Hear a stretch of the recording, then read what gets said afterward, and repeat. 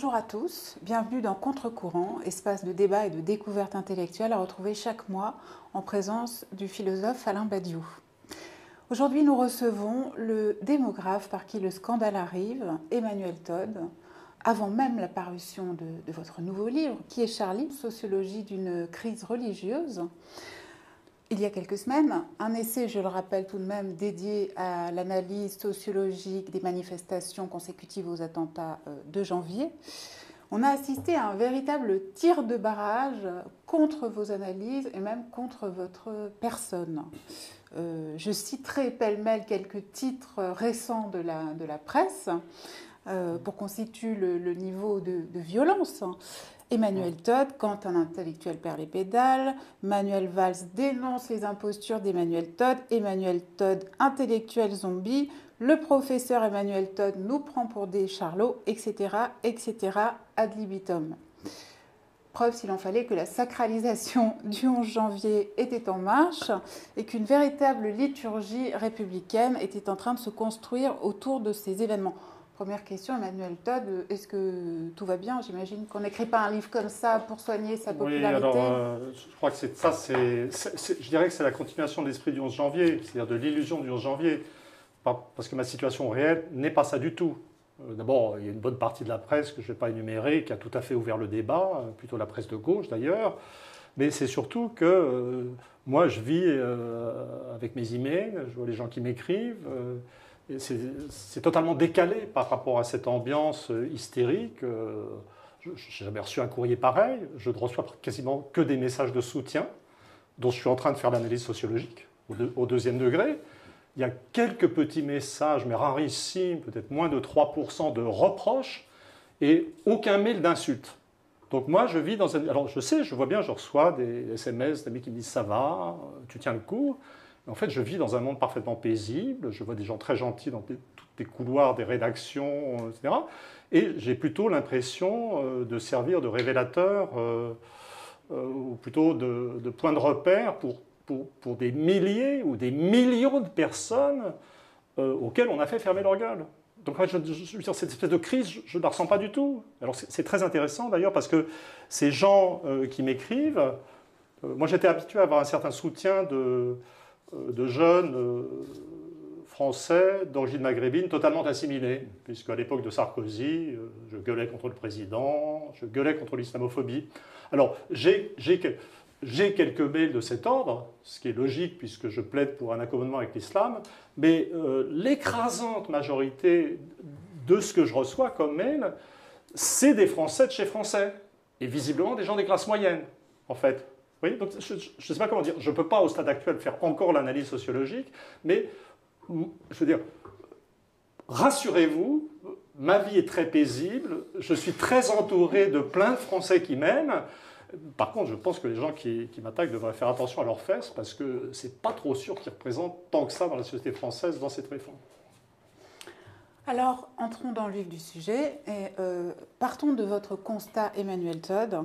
Un constat qui, pour le coup, est à la fois peu discutable et peu scandaleux, selon laquelle la France des ouvriers, la France des jeunes de banlieue, qu'ils soient d'origine immigrée ou non d'ailleurs, n'a pas manifesté le 11 janvier, s'est sentie en grande partie étrangère à cette espèce de grand élan collectif tel qu'il a été mis en scène. Il se trouve que cette cassure-là, cette fracture-là entre deux France, c'est une chose que vous analysez depuis longtemps déjà, qui est très présente. Ça avait commencé à l'époque. Ça avait commencé à l'époque de, j'ose pas dire la fracture sociale, puisque l'expression n'est pas de moi. Cette expression vous est en effet souvent attribuée. Ça, c'est le système. Je veux dire, un jour, il faudra faire l'analyse du système médiatique en roue libre. C'est-à-dire, moi, j'ai dû faire la généalogie de ce truc. Elle est de Marcel Gauchet, c'est ça? Oui, c'est-à-dire que elle est dans un article de Marcel Gauchet qui a été repris par Guénaud quand il a fait la campagne de Chirac, en fait. Et c'est vrai que Chirac avait aussi utilisé une analyse de sociologie politique que j'avais fait pour la Fondation Saint-Simon, qui m'avait été demandée par Pierre Rosan-Vallon, dans lequel j'avais fait, moi c'est toujours pareil, je vais dans les statistiques, je vais chercher, je fais une tradition empirique. Et donc, à l'époque où tout le monde pensait que la France n'était que des classes moyennes, j'étais descendu à la cave de Linel, comme je fais toujours, pour prendre le frais. Et j'avais regardé les recensements, puis j'avais vu ouvriers plus employés égale 50% de la population. Les gens croyaient que parce que le Parti communiste avait disparu, la classe ouvrière avait disparu. C'est quand même une illusion assez bizarre. J'avais constaté que 75% des ouvriers étaient des hommes, 75% des employés des femmes, qu'ils étaient mariés ensemble, souvent. Donc, et ça a été utilisé. Mais donc cette analyse stratifiée, c'est le mal de la France, en fait, qui vient, qui revient, là, je l'avais analysé juste après Maastricht. Et en fait, dans cet événement Charlie, on a vu la réémergence de cette structure fondamentale, mais avec une différence, je dirais. C'est-à-dire qu'il y a un isomorphisme vraiment très fort entre la mobilisation du oui à Maastricht et les manifestations, en fait, à laquelle il faudrait d'ailleurs ajouter la variable religieuse ou post-religieuse. Mais la grande différence, je dirais, c'est que dans les deux cas, on voit les classes moyennes, au sens très vaste, la moitié supérieure de la société, affirmer son hégémonie sur le système social. Mais au moment de Maastricht, ces classes moyennes étaient optimistes. C'est-à-dire qu'elles pensaient, ils avaient un rêve, l'euro, enfin, ils étaient dans un truc qui pour moi était déjà délirant à l'époque. Et là, la composante islamophobe, l'obsession de Mahomet, de ses caricatures, indiquait que les classes moyennes étaient en truc de surmobilisation assez inattendue dans la rue, et sur un mode pessimiste, en fait. Parce que l'euro, c'était un beau projet. Enfin, ça ne pouvait pas marcher, mais dans l'esprit des gens, c'était un espoir. Et je ne crois pas qu'on puisse considérer que faire du blasphème sur la religion des faibles, un projet national, ça n'évoque pas des classes moyennes qui se sentent très bien. Alain Badiou, vous avez vous-même écrit très tôt un texte dans le Monde, un texte très critique à l'égard du mouvement Je suis Charlie. Quel regard portez-vous sur le livre d'Emmanuel Todd aujourd'hui? D'abord, je suis très heureux de son existence, ce livre, tout simplement, parce que quand je suis intervenu, moi, on ne peut pas dire qu'au niveau médiatique, en tout cas, ça grouillait les positions que je défendais, hein, pas du tout. Et j'avais tout de suite senti, en quelque manière, instinctivement, le fait qu'il y avait quelque chose comme une escroquerie politique, une imposture dans cette manifestation, lorsqu'elle se présentait comme une manifestation d'unanimité nationale, républicaine et conquérante, et comme quelque chose qui pratiquement contraignait à une espèce de sacralisation historique, avec quand même une quasi-unanimité médiatique spectaculaire en la circonstance. Hallucinant. Spectaculaire, vraiment. Et pour la première fois, j'ai senti quelque chose qui me rappelait des lointains souvenirs de l'atmosphère générale de ce pays dans les premières années de la guerre d'Algérie. C'est-à-dire quelque chose auquel on ne pouvait pas toucher sans être, si je puis dire, un blasphémateur politique, enfin quelque chose comme ça. Alors c'est un souvenir lointain, mais je l'ai senti. Et ce qui m'intéresse beaucoup dans le travail d'Emmanuel Todd, c'est que la science vient à mon secours, quoi, quelque chose comme ça. Bien entendu, il y a toujours une part d'intuition. Vous direz quel a été chez vous le rapport entre l'engagement subjectif immédiat et la validation sociologique et conceptuelle. Mais moi, ça relevait immédiatement d'un sentiment de distance très grand que j'ai cherché à argumenter, dont j'ai cherché les racines. Et là, je rencontrais une analyse généalogique, sociologique, extrêmement sérieuse, sur un point qui était quand même un point que même à distance, on semblait pouvoir observer, à savoir que cette manifestation était la manifestation d'une fraction particulière et définissable de la société, et vous en avez, en quelque manière, donné la définition précise. Ça a été donc pour moi une libération, une confirmation, dont je vous remercie d'abord. Oui, alors, pour moi, vous avez été très courageux d'aller au feu tout de suite. Hein, parce que... Pas tout à fait tout de suite. J'ai moi-même senti, justement, comme vous le dites, que tout de suite, c'était peut-être... j'ai attendu quand même 2 semaines. Ouais, c'est pas mal, parce que moi, honnêtement, au début, je crois que c'est pour la première fois de ma vie où j'ai eu peur de quelque chose. Et pourtant, je ne m'étais pas vraiment dégonflé au moment des émeutes de 2005. En 2005, j'avais attendu quelques jours avant de faire un entretien répondant aux horreurs de Finkielkraut dans le Figaro, dans lequel j'étais sur la ligne républicaine standard, du genre des gosses qui font flamber des voitures, c'est la preuve qu'ils sont des petits Français comme les autres. D'ailleurs, moi, à leur âge, je faisais aussi flamber des voitures dans le quartier latin. Mais ça, c'était... Mais là, pour la première fois de ma vie, Enfin, c'était en plus spectaculaire parce que tout le monde était là en train de hurler liberté, liberté, je chéris ton nom. Ils étaient tous avec leurs petits crayons à la main. Et moi, c'est la première fois de ma vie où j'ai parlé de flash totalitaire, où je me suis demandé. Donc, je trouve que vous êtes très courageux. Mais moi, en plus, avec mon tempérament et mon émotivité, je prenais la parole dans une radio, je me faisais carboniser pour apologie du terrorisme. Et d'ailleurs, maintenant, même 4 mois après, ayant produit un bouquin rempli de cartes, de chiffres, de corrélations, de régressions multiples, j'ai entendu encore Emmanuel Todd et complice des terroristes. Oui, alors qu'est-ce que ça aurait été, vous voyez? Ah oui, là, je vous comprends parfaitement. Alors, il y a quand même, je crois, quelque chose qui choque dans votre livre et qui peut-être interdit même des gens de bonne foi de bien comprendre votre analyse. Et c'est cette espèce d'islamophobie subliminale, en tout cas préconsciente, que vous prêtez à toutes ces foules qui sont descendues dans la rue pour manifester, d'ailleurs pour la plupart, simplement leur émotion. Or, il se trouve, Emmanuel Todd, que vous êtes l'un des premiers contre une certaine gauche bien pensante à certaines époques, à avoir martelé, à avoir dit que la France n'était pas un pays massivement raciste, à avoir insisté sur la longue durée, sur le nombre de mariages mixtes. Je pense notamment à un livre comme Le destin des immigrés en 1994, que vous aviez écrit justement contre nos voisins européens qui nous renvoyaient à la face le phénomène Le Pen en nous disant que nous étions vraiment un pays en train de retourner vers le vichisme à un rythme accéléré. Vous êtes toujours levé contre ça. Alors la question que j'ai envie de vous poser aujourd'hui, c'est est-ce que la France a changé ? Est-ce que ce mouvement-là d'assimilation est en panne, voire est stoppé, est menacé ?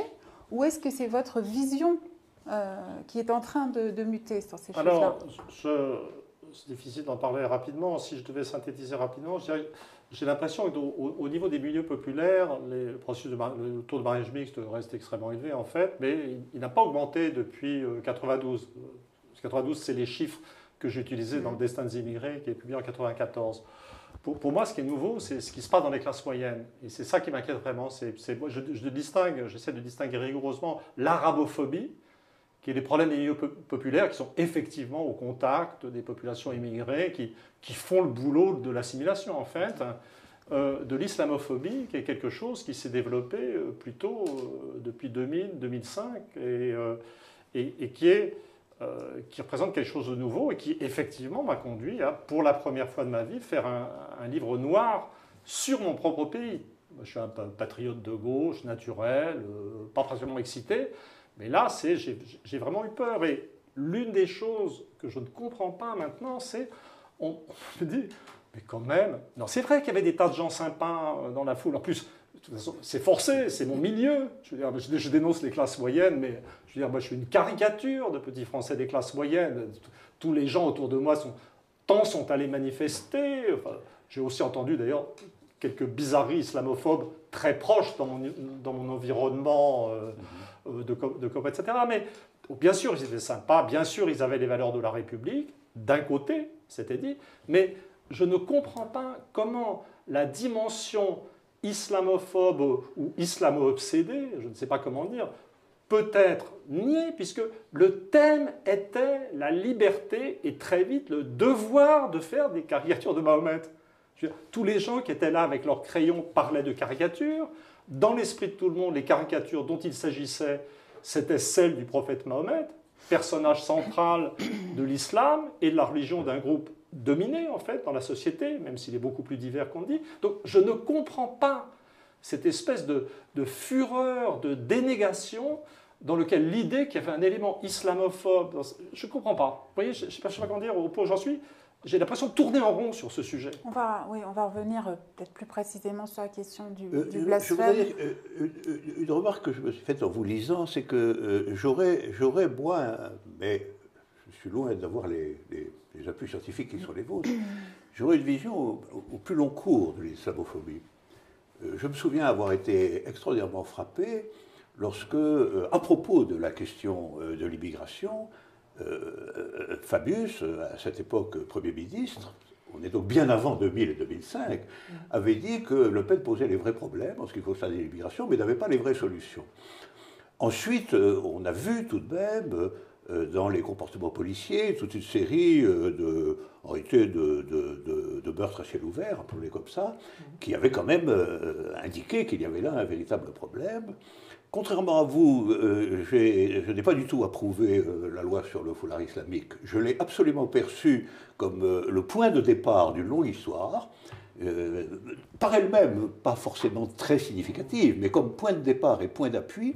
Et dans toute cette affaire, il faut quand même voir qu'il y a eu un quasi constant encouragement, ou en tout cas une sorte d'obscurité de la position de l'État. Pas simplement de la position d'un certain nombre d'intellectuels identitaires qui ont rapidement embouché cette trompette, mais de l'État lui-même. Et il me semble que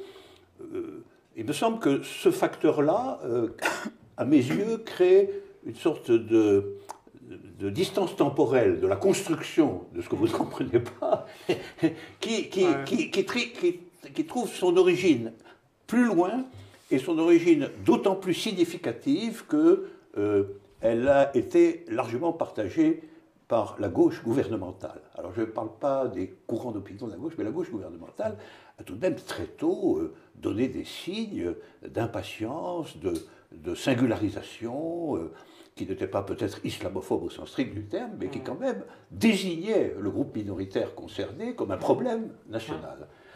Tout en étant par ailleurs assez limagiste, de doctrine, de principe, mais tout de même constituait petit à petit le groupe comme un groupe singularisé dans la nation. Et il me semble que l'histoire que vous décrivez, à laquelle vous donnez des fondations très solides et tout à fait exactes, mais il me semble qu'il y a une espèce de préhistoire tout de même. Oui, mais alors, prolongée. La préhistoire, elle est vraiment très longue.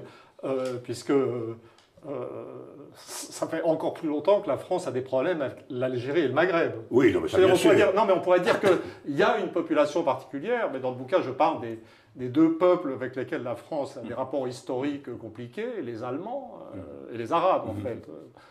Les uns perçus comme plus forts, les autres comme plus faibles, etc. Donc évidemment, je ne vois pas... moi, mes premières manifestations, c'était pendant la guerre d'Algérie. Mes parents m'y emmenaient, portaient sur leur dos. Puis, avec la tête que j'ai, moi, les gens me prenaient pour un petit arabe. À l'époque, il y avait moins de gens bronzés en France. Donc, je sais très bien ce que les populations d'origine maghrébine ont vécu en France. Vraiment, c'est très facile. Mais, donc, je crois que ce que je cherche à discerner, c'est à l'intérieur qu'on peut négocier sur une continuité, sur une sorte de base continue, etc. C'est le passage de l'arabophobie, c'est-à-dire quelque chose qui est dans les milieux populaires, qui irait d'ailleurs assez bien avec les comportements policiers, puisque les policiers sont des gens des milieux populaires, plutôt, dans le contact direct. Alors Fabius, je ne sais pas quoi en faire. Et quelquefois des mais c'est très très rare que Fabius ne fasse pas des bêtises. Et quand même, je trouve que depuis le passage à l'islamophobie, c'est-à-dire le passage d'une situation où on reproche aux Arabes leur comportement concret, l'enfermement des femmes, tel ou tel type de comportement, une sorte de perception d'une différence, que j'attribue aussi à l'endogamie originelle, le mariage entre cousins des populations musulmanes, un truc très concret, je veux dire, sur le terrain, et par des gens qui sont en contact, en fait, et puis à partir du début des années 2000, l'apparition d'un discours savant et métaphysique sur la différence. Tous ces gens qui prenaient leurs livres et qui prétendaient avoir lu le Coran, prétendaient y trouver des conceptions contraires à l'idéal républicain. J'ai pété de rire quand on connaît l'anthropologie du monde musulman, où personne n'applique le Coran, en fait, dans le domaine de la législation civile. Une sorte de... Ou alors on pourrait parler de arabophobie savante. L'islam, c'est de ça que je parle. C'est pas du tout exclusif d'une société française énervée d'un bout à l'autre dans son rapport. Oui, mais si vous voulez, je pense qu'il y a les responsabilités particulières que vous indiquez concernant la clique des faux savants arabophobes qui s'émerge en effet à partir des années 2000, là je suis d'accord avec vous. Mais je pense qu'il y a un petit fil aussi à suivre qui est la responsabilité et l'encouragement, ou en tout cas la non-résistance étatique. C'est-à-dire le fait, parce que malgré tout, les phénomènes de type discriminatoire connaissent toujours un élargissement considérable lorsque les gens peuvent avoir le sentiment que le pouvoir lui-même va leur donner raison, ou en tout cas est au bord de leur donner raison.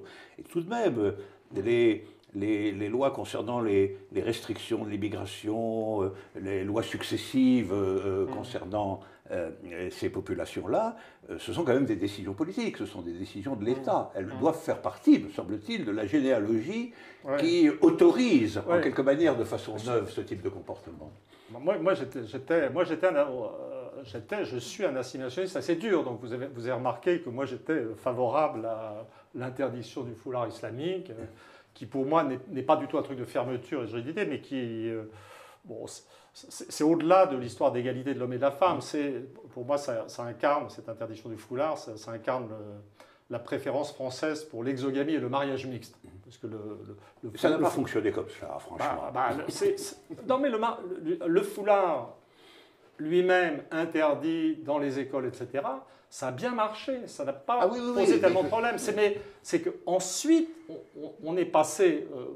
moi, le truc contre lequel je pars... pas en guerre, j'ose plus prononcer des mots comme ça.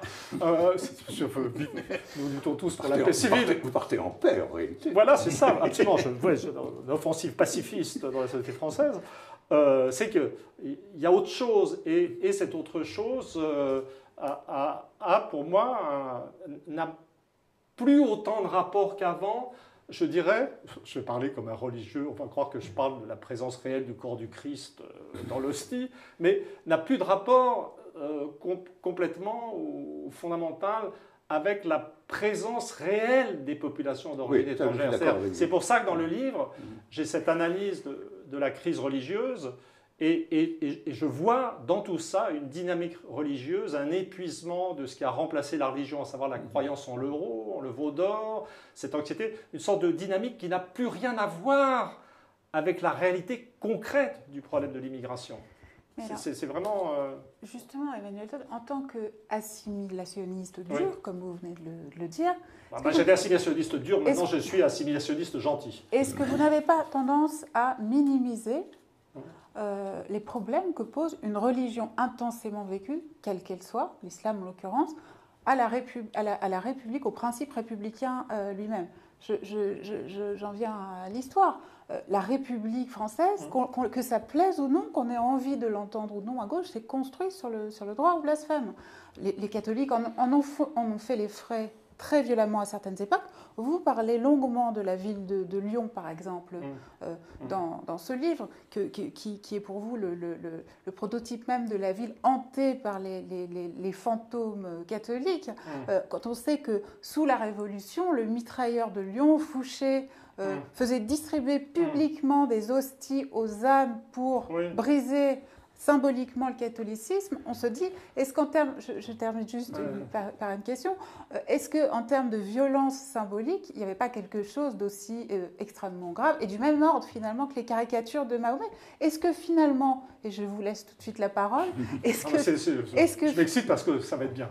Est-ce que finalement, les musulmans ne sont pas en train de revivre face à la République une crise que le catholicisme a déjà connu par le passé et qu'il a perdu? Non, pas du tout. Pas du tout. Et c'est très intéressant parce que les comparaisons que vous faites sont avec la période révolutionnaire.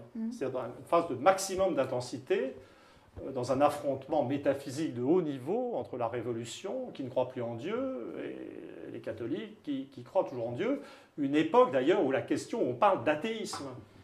Mais ça, on remontait à l'époque révolutionnaire. Et d'ailleurs, de nouveau, les gens se mettent à parler d'athéisme. La réémergence du concept d'athéisme est un truc très très frappant, parce qu'il y a une intensité métaphysique, religieuse, athéisme, mais le modèle républicain, laïque, auquel nous sommes attachés et que moi, personnellement, je défends, qui est celui qui finalement s'est établi autour de la séparation de l'Église et de l'État après un bon siècle de lutte religieuse, c'était quelque chose de beaucoup plus subtil que les affrontements de la période révolutionnaire. Parce que la réalité des affrontements de la période révolutionnaire, c'est qu'ils n'ont pas du tout réussi à briser la résistance du catholicisme. Tous les historiens de la religion savent qu'en fait, dans ces provinces, dans le tiers des provinces qu'ils contrôlaient, et malgré les 200 000 morts de la guerre de Vendée, l'Église a tenu, elle s'est même renforcée sur la périphérie du système. Et le deal républicain, la laïcité qu'il s'agit de défendre, c'est en fait un système pluriculturel. C'était la magie de la France. C'était qu'on garde l'image du jacobinisme, on dit que tout est pareil partout, et on fait exactement le contraire. On laisse à l'Église ses écoles dans l'Ouest, on fout la paix aux catholiques, on leur donne, ils continuent à avoir plus d'enfants que tout le monde, mais tout le monde se calme, et ceux qui règnent au centre du système, à l'époque, les radicaux socialistes étaient anticléricaux, ils ne passaient pas leur temps à dire qu'ils étaient des athées fanatiques. Vous voyez, et donc, ce qui est inquiétant dans la situation actuelle, c'est qu'au moment même où les gens parlent comme s'ils voulaient défendre le modèle républicain laïque classique, ils ne savent plus ce que c'est. Et l'idée me vient d'après votre question. En fait, c'est comme s'ils voulaient revenir aux affrontements de la période révolutionnaire.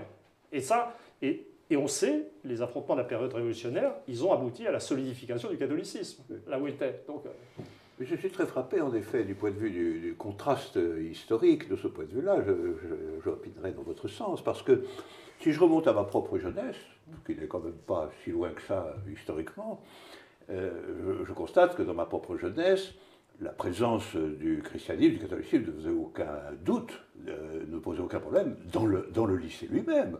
Le curé venait le jeudi dans le lycée pour donner les leçons de catéchisme, et la communion solennelle était quasiment une fête du lycée lui-même, enfin le défilé des garçons, des jeunes filles.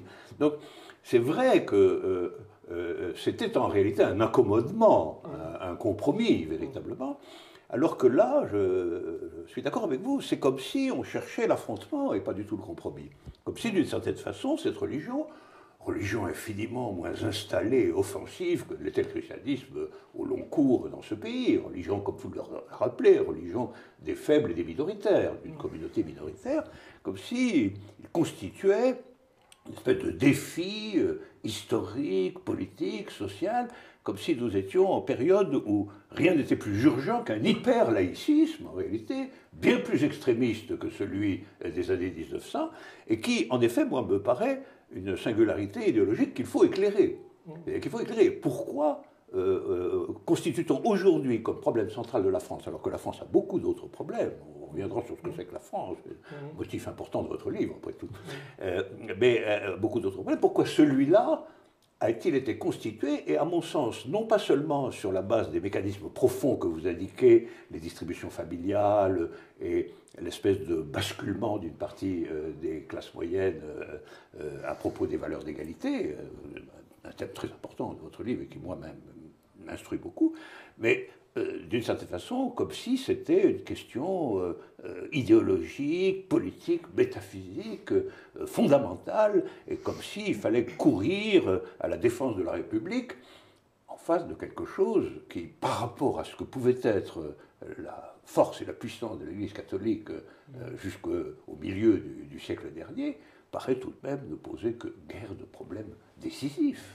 C'est pour ça que moi j'ai ce sous-titre « Sociologie d'une crise religieuse ». En fait, tous les gens parlent comme si le cœur de la société était normal, et puis comme si sur les franges, il y avait une religion problématique, conquérante, qui menaçait le statut de la femme, des choses comme ça, alors qu'en réalité la France est totalement déchristianisée. Et moi j'ai essayé de ramener au cœur du problème, et ce qui me semblait être, c'est que à l'insu de leur plein gré, ou à leur propre insu, les Français, y compris les classes moyennes, sont en état de crise métaphysique ou religieuse. C'est-à-dire c'est quelque chose qu'ils ne peuvent pas admettre. C'est-à-dire qu'ils se pensent, ils votent des lois menant vers plus de modernité, ils ont une vision assez plaisante d'eux-mêmes, en fait. Mais pour moi, toute cette espèce de survalorisation du religieux en période d'absence de religieux traduit un état de crise métaphysique de la partie centrale de la société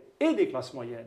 On ne peut quand même pas nier, Emmanuel Todt, que le statut de la femme, dans les pays musulmans eux-mêmes, soit un véritable enjeu, un problème. Il y qu'à voir ce qu'on a pu observer comme régression dans certains pays, comme l'Iran ou comme actuellement en Turquie. Alors, l'une des choses que... On peut comprendre, si vous voulez, qu'il y ait une crainte à cet égard. Oui et non. Elle est assez légitime. On peut comprendre si on ne regarde que la télévision et si on se refuse à lire toutes les études des spécialistes du monde musulman. Moi, j'avais fait un bouquin avec mon copain Youssef Kourbache sur l'évolution démographique du monde musulman, qui montrait que partout la fécondité implosait. Vous savez que la fécondité en Iran maintenant est inférieure à celle de la France. Vous n'arrivez pas à moins de 2 enfants par femme dans un état d'oppression de la femme absolue. Surtout, vous n'y arrivez pas dans un état de croyance religieuse, parce qu'en vérité, les mosquées sont vides en Iran maintenant. Et de toute façon, en plus, sans même aller jusque-là, associer l'islam à l'idée d'abaissement du statut de la femme, quand on sait que l'Indonésie, pays de 250 millions d'habitants, c'est un système à tendance matrilocale avec des populations matrilinéaires où les hommes en prennent quelquefois pas mal dans la gueule, on les envoie à la mosquée pour être tranquilles. Je veux dire, il y a un élément vraiment d'ignorance. Et en ce qui concerne la société française, il y a une sorte, ça j'en ai pas parlé dans le livre et j'ai pas eu le temps, on ne peut pas tout faire, mais il y a une sorte d'autre mystère, c'est que tout le monde fait comme si le statut de la femme était super menacé en France. Mais moi, je suis en train de travailler une anthropologie de la crise de la globalisation, plutôt sur les pays avancés, et ce qui se passe actuellement, au-delà des discours politiques, d'une légitime revendication d'égalité des salaires dans nos sociétés, c'est une élévation extrêmement rapide du statut de la femme, au point que dans toutes les universités du monde le plus avancé, les hommes maintenant sont très en retard en termes d'éducation. Donc la dynamique réelle de la société, en vérité, un anthropologue devrait s'inquiéter du statut des hommes dans les 20 ans qui viennent. Sauf en Allemagne. Le statut des femmes, mais ça, personne n'en parle non plus. Le statut des femmes allemandes n'est pas terrible. Elles ne sont pas plus nombreuses que les hommes dans les universités. Je maintiens néanmoins que les Iraniennes, les Tunisiennes, les Égyptiennes, les Algériennes se battent contre le voile. Oui, il se passe des choses, mais si vous voulez, on ne peut pas... L'important, c'est quand même, si on étudie des événements... je veux dire, le problème, c'est la corruption incessante des problèmes internes de la société française par des problèmes qui se passent dans d'autres sociétés. Et on ne peut pas sans arrêt ramener simplement les problèmes internes de la société française à des choses qui se passent ailleurs. Je veux dire, un copain m'a appelé l'autre jour en me disant je reviens de Bab el-Oued, c'est incroyable, ils sont complètement modernisés. Et eux, ils perçoivent, par exemple, les frères Kouachi ou les djihadistes qui partent en Syrie, etc., eux les perçoivent comme une folie venue du monde occidental. Je veux dire, pourquoi vous nous renvoyez tout ça? Vous voyez? Donc, il faut... Je ne dis pas que l'islam est merveilleux partout. J'aurais tendance à dire que, par exemple, le titre « Le rendez-vous des civilisations » est un peu hâtif et qu'il y aura rapprochement sans que ça soit jamais exactement la même chose. Mais restons d'abord sur la dynamique interne des sociétés. Je pense sur cette question que le fil qui a constitué finalement cette affaire d'islamophobie sur des questions de société, c'est une substitution en réalité. C'est-à-dire la France a des problèmes, et là aussi vous apportez des choses importantes, la France a des problèmes avec l'égalité en réalité aujourd'hui. C'est ça la question centrale. Et effectivement, l'égalité des femmes peut être considérée comme faisant partie de ce dispositif général. Sauf que, comme vous le rappelez, le processus d'égalisation du statut des femmes est en cours, lui. Et il est engagé, et il est bon, avec des réticences, mais il est engagé.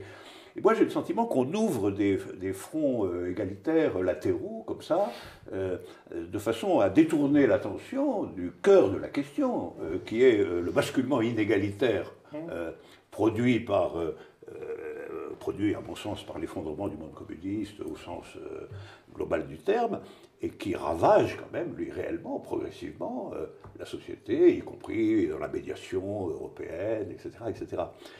Et moi, c'est pour ça que je pense important d'introduire le coefficient proprement étatique et politique dans cette affaire, parce que il y a eu une instrumentation de la manifestation de janvier aussi de ce point de vue-là. Elle a été récupérée par le gouvernement en place comme une manifestation en sa faveur.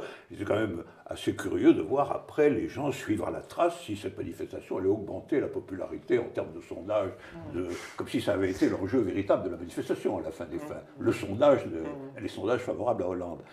Mais je pense que de manière générale, il y a une dissimulation instrumentée, régulière et médiatisée de ce que sont les problèmes réels du pays, dont, comme toujours, des minorités particulières font les frais, parce que quand on cherche des problèmes de dérivation, on les a toujours trouvés du côté du péril représenté par des minorités, c'est quand même vieux comme le monde. Et en fait, il faut remettre au centre, ce que vous faites à votre manière, il faut remettre au centre la question de savoir où en est cette fameuse République de sa disposition supposée égalitaire.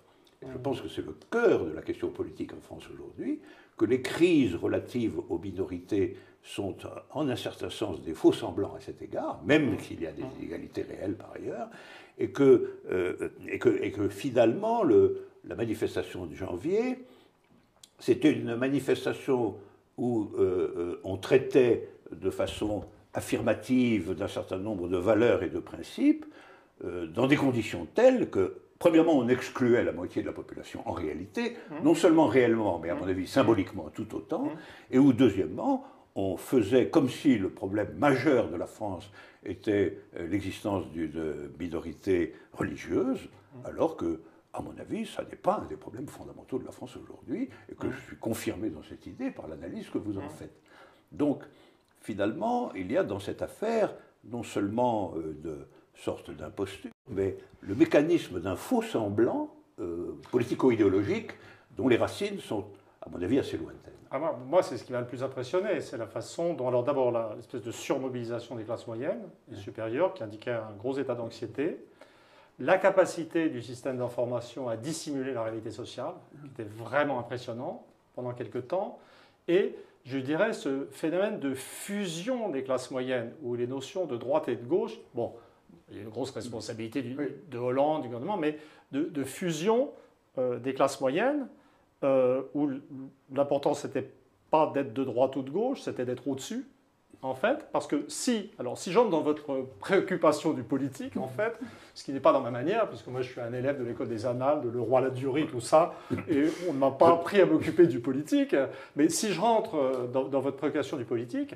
ce que dit, ça disait déjà un peu la structure du vote pour le traité de Maastricht, qui avait aboli la différence entre droite et gauche, PS, giscardien, etc., ce qui est redit là, mais avec un niveau d'anxiété, etc., c'est que ça... Peut-être que ça préfigure la possibilité d'une abolition de l'alternance à l'intérieur des classes moyennes et supérieures. Et en vérité, ça pourrait, compte tenu de la dissimulation du système, de ce qui se passe réellement par le système médiatique, on peut sentir, moi je sentirais là-dedans la virtualité d'un nouveau type de système politique où l'exclusion de la moitié de la population serait actée et officielle. Alors, suis-je en train de parler de suffrage censitaire, de quelque chose qui ne serait pas le fascisme, mais autre chose? L'histoire est créative, on va certainement nous trouver. Donc imaginez qu'on soit dans une situation, tout d'un coup, le PS et l'UMP fusionnent.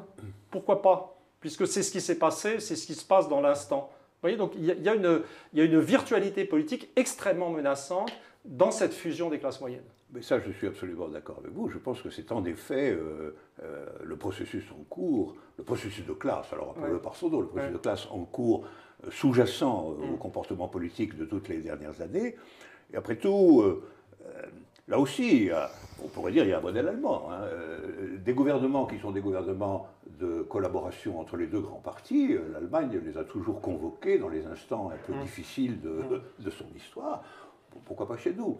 Moi, j'avais déjà interprété la possibilité institutionnelle de la cohabitation comme étant un mauvais signe à cet égard. En réalité, je pense qu'un président qui n'avait plus de majorité n'aurait pas dû rester au pouvoir parce qu'il prenait l'habitude de gouverner avec les autres. Et je pense que cette abolition progressive de la distinction politique, en son sens le plus originaire du terme, est en effet en cours. Et que c'est pour ça que, spécialement pour ce qui est de désigner le péril terroriste, islamique, etc., il y a consensus des forces politiques gouvernementales. En réalité, il y a large consensus. Les lois anti-burqa, anti-foulard, etc., sont constamment votées à l'unanimité. Donc elles ont préformé. Ou sur le renseignement. Ou sur l'enseignement, absolument, ou sur le renseignement. Donc des lois policières discriminatoires, désignant la minorité comme le grand problème de la France, et plus généralement l'immigration, et donc à l'horizon l'existence d'une masse colossale de déshérités à la surface du monde aujourd'hui, comme dans le péril qui menace les classes moyennes. Ça, je crois que tout ça est en cours et en effet est en train de trouver sa traduction politique. Alors moi, il y a un truc qui m'a énormément inquiété en fait. Je suis souvent soupçonné d'être un anglophile pathologique, ce qui est absolument exact, en fait. Mais un jour, je recevais un journaliste japonais qui avait une assistante française très sympa, comme c'est fréquent avec les journalistes japonais. Et tout d'un coup, elle me dit, non mais quand même, la loi sur le renseignement, on est en France, c'est pas le Patriot Act, avec cette espèce de sous-entendu que l'Amérique était complètement menacée par une fascisation au niveau du renseignement, et que la France, nous, ces gens raisonnables, Français, on était... Mais tout d'un coup, je me suis dit, non mais attention, les types qui ont inventé la liberté de la presse, le bipartisme, l'habeas corpus, c'est les anglo-américains, c'est pas nous. La réalité de l'histoire de France, c'est l'autre grande culture qui a je dirais, accouché de la démocratie libérale, mais à travers bien des souffrances et avec à intervalles réguliers la possibilité de produire, au contraire du monde anglo-américain, de véritables régimes autoritaires. Il y a une sorte d'alternance. Et donc, je crois que les gens qui sont encore en train de se bercer de l'illusion qu'en France, tout est moins grave qu'aux États-Unis, c'est juste le contraire. Ça se passe un peu plus tard, parce qu'en termes d'évolution historique, on est en retard, ils étaient plus avancés que nous, mais ce qui se passe, en un certain sens, avec un léger décalage, pourrait aller beaucoup plus loin en France. Oui, mais l'Angleterre, vous en parlez aussi dans votre livre, l'Angleterre est en train de donner l'exemple que ce n'est pas forcément sortir de l'euro qui est la clé des problèmes. Ah, oui. Donc elle n'est pas dans l'euro, mais elle fait presque pire. Dans le détail, du point de vue inégalitaire, du point de vue... le gouvernement Cameron, franchement... non, mais je l'ai allumé, je l'ai allumé. Je sais. Je l'ai allumé et j'ai évoqué les effets absolument délétères sur le Royaume-Uni avec des Écossais qui veulent foutre le camp du Royaume-Uni au moment même où tout le monde dit ouais, à droite, oui, la politique de Cameron, c'est bien. Il est juste en train de détruire détruire le Royaume-Uni. Non, mais j'étais sur le libéralisme. Mais c'est une vraie question parce que c'est les Français, notre idée de nous-mêmes en tant que Français, puisque jusqu'à nouvel ordre et au contraire de ce que j'ai entendu à l'époque du 11 janvier, je suis un vrai Français à mes propres yeux. J'ai entendu que je n'étais pas un vrai Français à une époque, ce qui m'a énormément surpris. Comment dire, notre vision de nous-mêmes, c'est d'un peuple social, avec un État social, avec une sécurité sociale. Et puis, il y a les vilains anglo-saxons, qui sont vilains, il y a une montée des inégalités terribles, etc., mais qui seraient plus vilains que nous, en fait, et qui seraient, je dirais, beaucoup plus inégalitaires. Si on regarde juste les revenus, c'est complètement exact. Mais si on intègre ce fait que la société française ou les classes moyennes françaises arrivent à vivre avec un taux de chômage à 10% comme si c'était normal, et avec l'idée que ça ne posait aucun problème de continuer à vivre comme ça, je veux dire, l'acceptation du chômage à 10%, c'est une acceptation profonde de l'inégalité. Vraiment, le débat, ça serait, est-ce que c'est pire d'avoir un petit salaire ou est-ce que ce n'est pas encore plus infamant, je veux dire, de ne pas pouvoir travailler et de se retrouver dans la dépendance à des systèmes sociaux d'un type ou d'un autre? Ne croyez pas que je sois en train de distribuer les prix et de dire l'Angleterre, finalement, c'est pire que la France, ou l'Allemagne, qui est quand même votre bête noire. Donc, je pense que tout ça, grosso modo, est quand même dans une orientation générale, planétaire, dont le socle est identique, en fait. Et en plus, je vous dirais que je suis probablement moins républicain que vous, à certains égards, parce que la République, vous êtes en train de dire du mal de la France, et je vous en félicite. Merci. Parce que je ne suis pas porté actuellement à en dire beaucoup de bien, honnêtement. Je ne suis pas porté à en dire beaucoup de bien, et ce, depuis assez longtemps, parce que le fétichisme républicain, pour ce qui concerne la Troisième République, qui en est quand même le centre de gravité, il est quand même contestable par beaucoup de côtés. La Troisième République, elle s'est d'abord constituée sur le massacre de l'hypothèse ouvrière de la Commune de Paris. Elle s'est ensuite lancée dans un colonialisme déchaîné et quand même dont les conséquences ont été extraordinairement dramatiques pour des peuples entiers. Elle a ensuite fait fraîche et joyeuse la guerre de 14, qui est quand même le premier grand massacre historique du XXe siècle. Et ensuite, elle s'est, devant des Allemands puissants, inclinée sans débat devant Pétain. Alors, la Troisième République, franchement, ce n'est pas une séquence historique de la France que je trouve particulièrement glorieuse, honnêtement. Donc, je ne suis pas républicain en ce sens-là. Oui. Alors, j'admets qu'il faudrait tout reprendre et que... Oui, d'accord. Mais quand même, je trouve que c'était plutôt bien, en dépit de tout ce que vous avez dit, qui est absolument vrai. Si vous prenez, par exemple, en restant sur la question du rapport au monde ouvrier, c'est tout à fait exact que le début de la Troisième République, c'est l'écrasement de la Commune, quand même.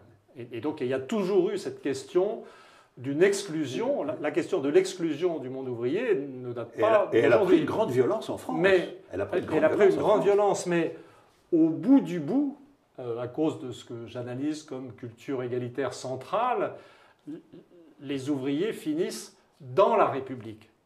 Je dirais jusqu'au Parti communiste, finalement. Plus, oui. Et donc, il y a des éléments négatifs, mais au bout du bout, les ouvriers parlent la même langue que leurs bourgeois, avec de très faibles différences d'accent. Tout le monde a la culture. Ils ont peut-être tort.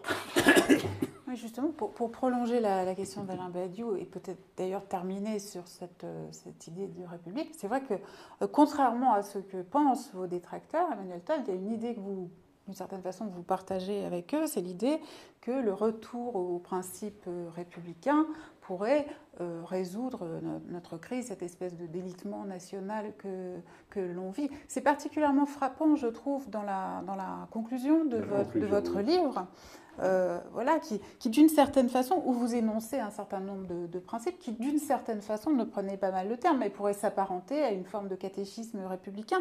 Je cite quelques-uns des points. Le droit au blasphème est absolu. Les forces de l'ordre doivent assurer la sécurité physique des blasphémateurs. Les ministres de l'Intérieur qui échouent dans cette tâche doivent rendre des comptes à la nation.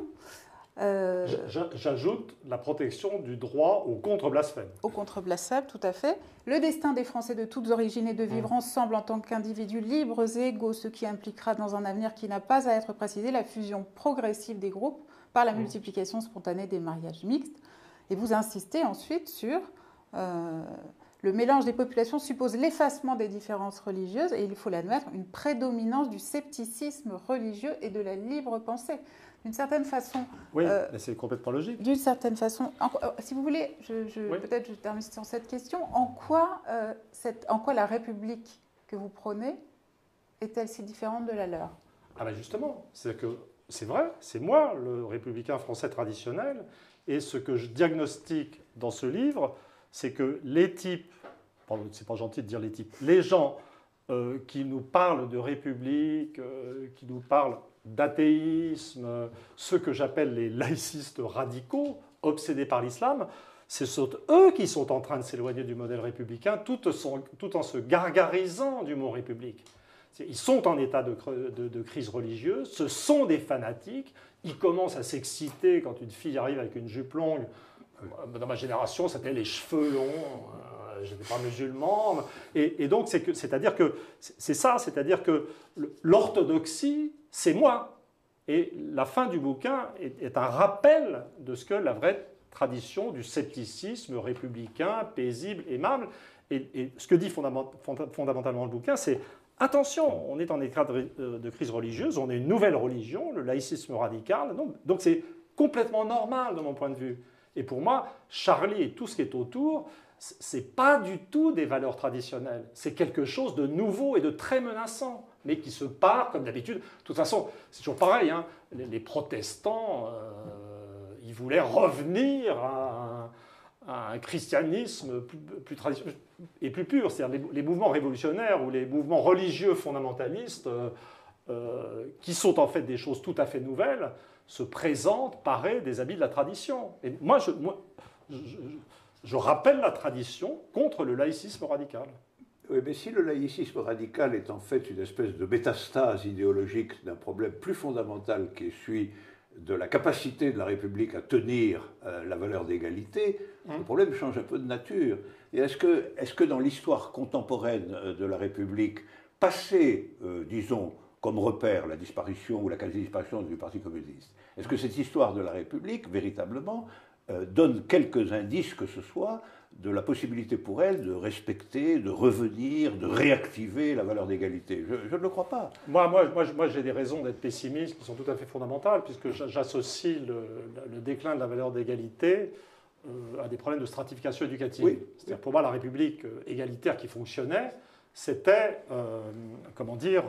c'était l'époque où tout le monde savait lire et écrire, l'instruction universelle, Jules Ferry, enfin, et puis rien d'autre. Et il y avait une sorte d'égalitarisme culturel, finalement le socle commun du petit commerçant, des ouvriers, et même de la plupart des bourgeois assez friqués, c'est qu'ils savaient lire et écrire et pas grand-chose d'autre. Et puis depuis l'après-guerre, on a vu s'installer une stratification. Si on prend les jeunes générations, on va avoir 45% de gens qui sont passés par le supérieur, 45% par le secondaire, 10% calés au niveau de l'instruction primaire.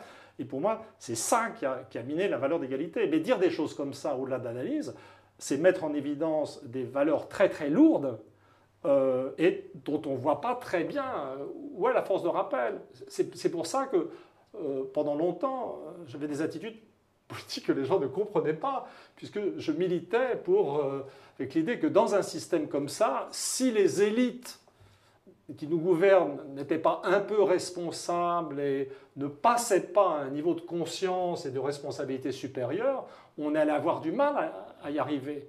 Alors là, je n'ose plus rien demander. Depuis la manifestation du 11 janvier, avec tous ces types, cette espèce de collection hallucinante, j'ai plus... J'ai une chute où j'évoque le manque de sérieux des Français dans les rapports entre hommes et femmes comme notre ultime espérance. Mais le livre n'est pas tellement optimiste. Le livre ne dit pas que ça va être sympa dans la période qui vient. Oui, mais si vous voulez, c'est ça le problème. Le problème, c'est que peut-être faut-il, pour avoir simplement même une idée de l'avenir, une simple idée de l'avenir, peut-être faut-il déclarer que cette séquence de l'histoire de la France, dominée par le paradigme républicain, est close, que maintenant, véritablement, on voit que le produit ultime de cette histoire, c'est en réalité le triomphe des valeurs inégalitaires et le fait que République est devenu un mot creux, ce qui sera couronné, à mon sens, de façon définitive, lorsque nous aurons avec Sarkozy à la tête du Parti républicain. Ça dira vraiment ce qu'est la République, c'est-à-dire quand même un régime dominé et dirigé par des canailles. Je préfère aller doucement sur le plan conceptuel, et j'insiste beaucoup, c'est ce qui rend les socialistes fous, sur le concept de néo-république et de néo-républicain. Pour le moment, au stade actuel, nous avons une république, d'ailleurs ça n'est pas si loin du vrai sens de la République romaine. Je veux dire qu'il y avait quand même, il y avait les patriciens et les plébéiens, donc peut-être qu'on est actuellement dans une sorte de néo-république, où il y a des patriciens assez nombreux, et puis des plébéiens, et voilà. Mais je ne vais pas plus loin et je ne me débarrasse pas du mot. Je suis un vrai conservateur. Vous n'allez pas jusqu'au moment où votre parallèle à l'histoire romaine dirait que tout ça se termine par l'Empire, quand même. Hein. Ça me paraît une très belle conclusion. Merci Emmanuel Todd d'être venu nous rendre visite. Je rappelle le titre de votre livre, Qui est Charlie? Sociologie d'une crise religieuse au seuil. À bientôt, Alain Badiou, pour une nouvelle édition de Contre-courant.